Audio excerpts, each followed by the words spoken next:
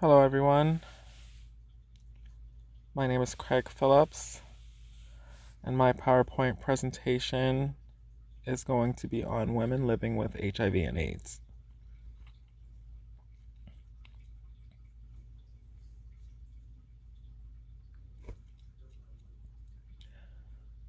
This is a picture I thought that was really nice. I felt it embodied what my PowerPoint presentation is supposed to be about.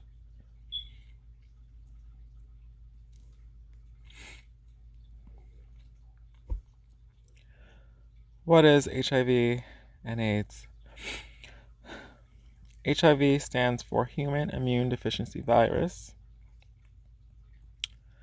HIV is a virus that damages a person's immune system. If a person has HIV for too long, eventually it will develop into AIDS. And AIDS stands for Acquired Immune Deficiency Syndrome. AIDS, though very similar to HIV, they differ by HIV being the beginning stages of AIDS. AIDS is when the immune system is so low that it can no longer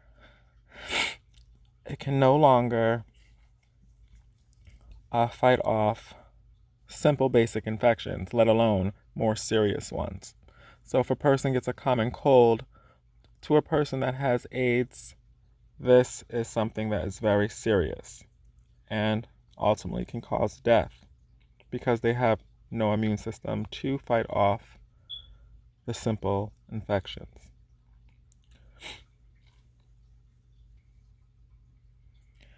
There is no known cure for HIV and AIDS, but there is a lot of treatment that is out there for a person to live a long, full, happy life.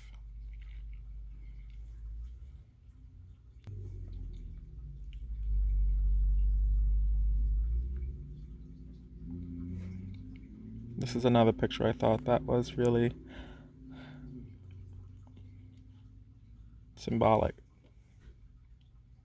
HIV and AIDS has no preference. It can affect you whether you're straight, gay, lesbian, bi, trans. It doesn't matter. There's a lot of ways that HIV can be acquired, through sexual relations, blood transfusions, sharing of needles. There's many ways it can happen, but it's always better to be mindful of your own health and think about others in the process of what you do.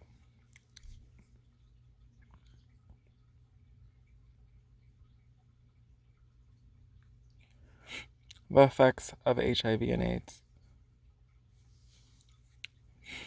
Nowadays, the effects of HIV and AIDS is not as difficult as it was in the early 80s and 90s.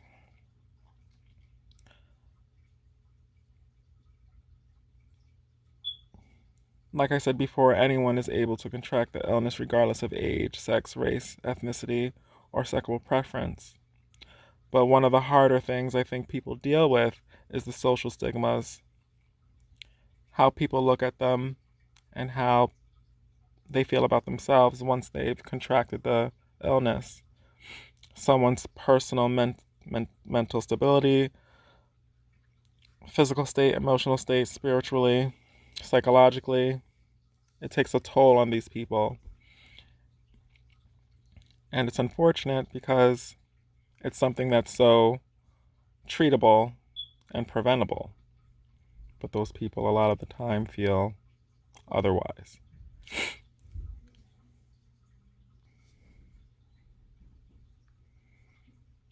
Symptoms of HIV. There are many symptoms. It's similar almost in a way that people feel with the coronavirus, which I think is very interesting.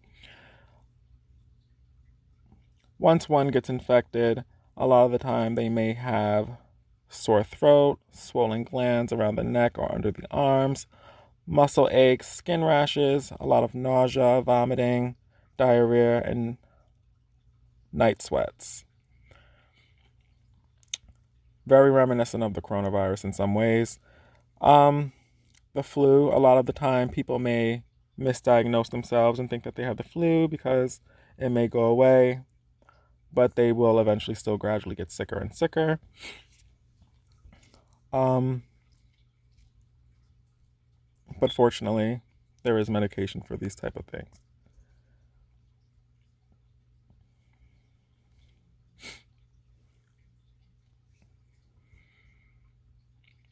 How does HIV and AIDS affect women? So this was something that was a little difficult for me to look for. How is it overall affecting women differently than it affects men? So I found this part of the research actually extremely interesting.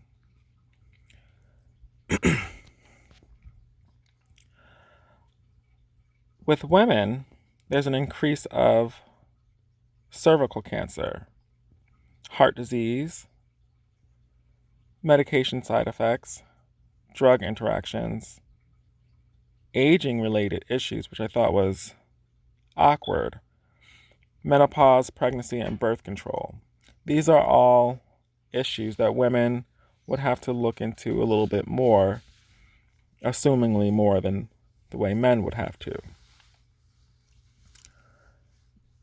Pregnancy is definitely something that women have to look into more because when a woman is carrying a child, it is possible that she can give the virus to her baby, being that, so much fluids are being shared between her and the baby.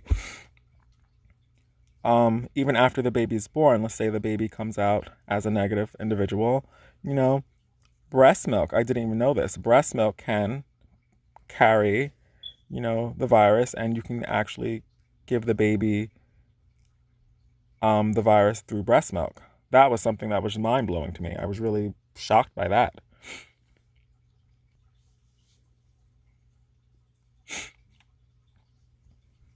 These are other effects women should keep an eye out for.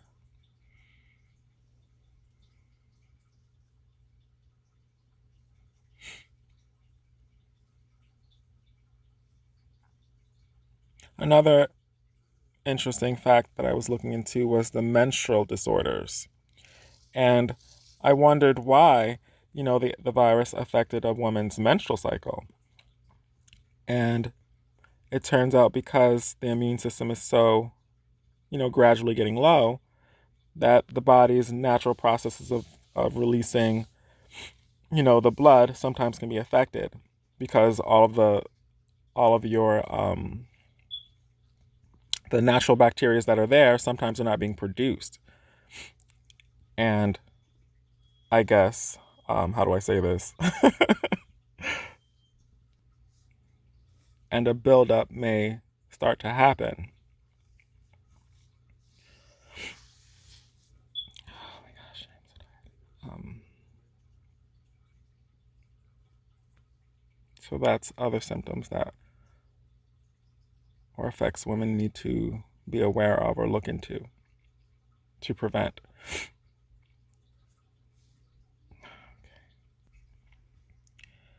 There are many forms of medication a person diagnosed with HIV or AIDS can take. In 2018, the drug chart gives a list of medications that are available to the public. Unfortunately, these medications are also extremely expensive, costing anywhere from $100 a pill. This still shocks me every time I read it, to $3,000 a month for a 30-day supply.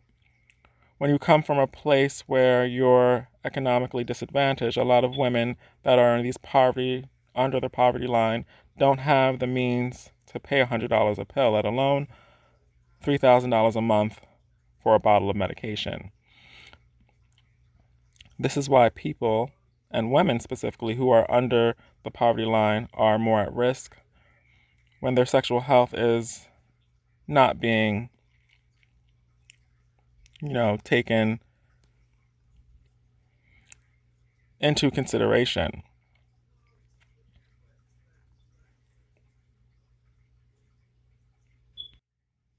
A lot of unfortunate things can happen.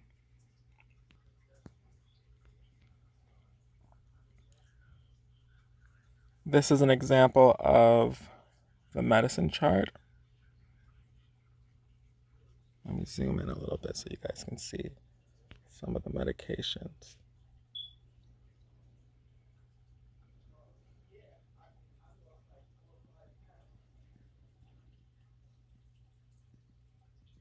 I don't know if that's so good, but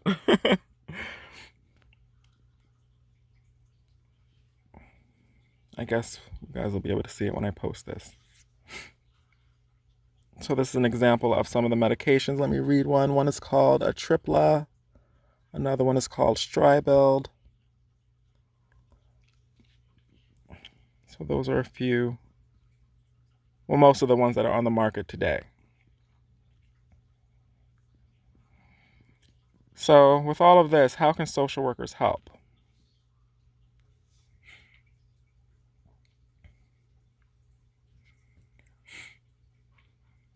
There are a few ways social workers can help assist women who are living with HIV or AIDS.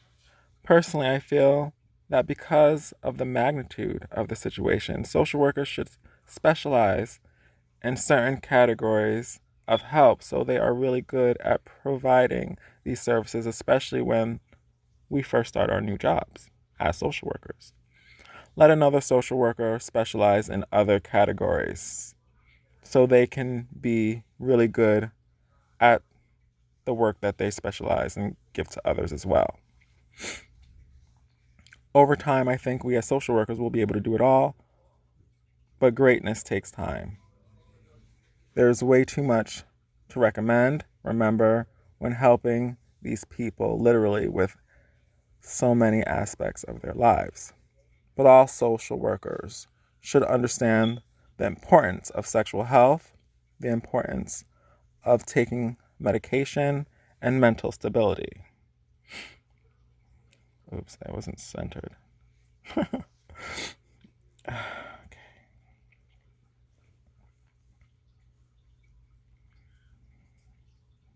I feel for social workers to be able to do this, they need to create a good web of contacts.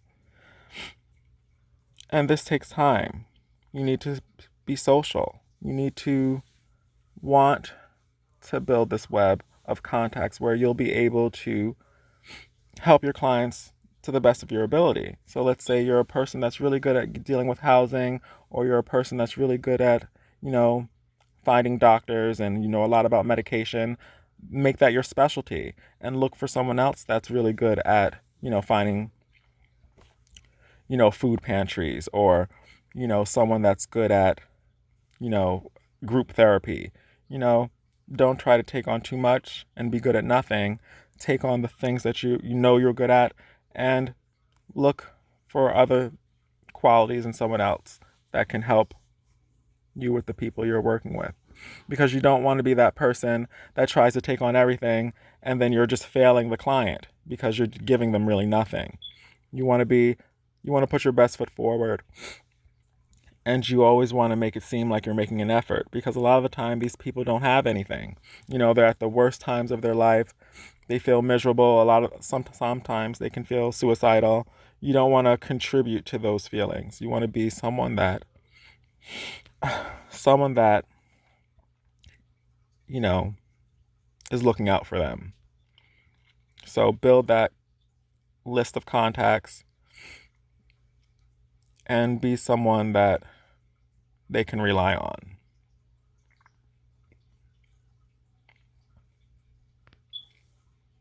Thank you.